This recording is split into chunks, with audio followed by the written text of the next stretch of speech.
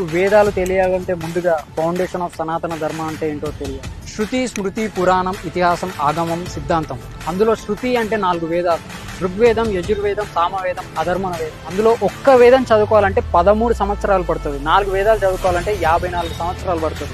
నైష్టిక బ్రహ్మచర్యంతో లేదా దాన్ని సపోర్ట్ చేసే వేదాంగాలు శిక్ష, వ్యాకరణం, ఛందస్సు, నిరుక్త, జ్యోతిష్య, కల్ప అనే 6 వేదాంగాలు తెలిసి ఉండాలి.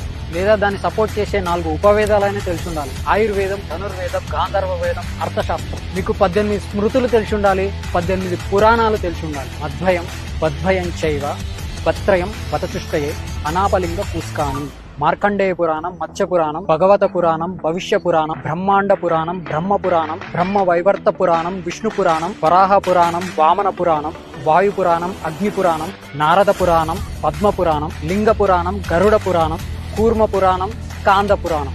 ఒక స్కాంద పురాణంలోనే 1,00,000 శ్లోకాలు ఉంటాయి. అది చదవాలంటే ఇలా లైఫ్ టైం సరిపోదు. మళ్ళీ మీరు ఆగమ శాస్త్రం గురించి తెలుసుకోవాలి.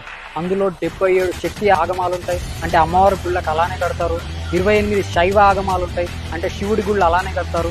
108 వైష్ణవ ఆగమాలు ఉంటాయి, అందులో అంటే విష్ణువుకి సంబంధించిన గుళ్ళన్నీ అలానే కడతారు. గుడి కట్టేటప్పుడు అందులో ప్రాకారాలు, శిల్పం, గోపురం, ధ్వజస్తంభం, బలిపీఠం, మూల విరాట్, ఈ మ్యాథమెటికల్ క్యాలిక్యులేషన్స్ అన్ని, ఈ యాంగిల్ ఆఫ్ ఎలివేషన్స్ అన్ని ఒక క్యాలిక్యులేషన్ ప్రకారం చేస్తారు. ఆగమ శాస్త్రం ప్రకారమే చేస్తారు. ఇవన్నీ రాయడానికి కనీసం 10,000 సంవత్సరాలైనా పట్టుంటుంది. Not precisely. ఇవన్నీ చదివి అర్థం చేసుకొని డీకోడ్ చేసుకొని అన్వయించుకోవాలంటే నువ్వు 100 జన్మలు ఎత్తినా సరిపోతుంది.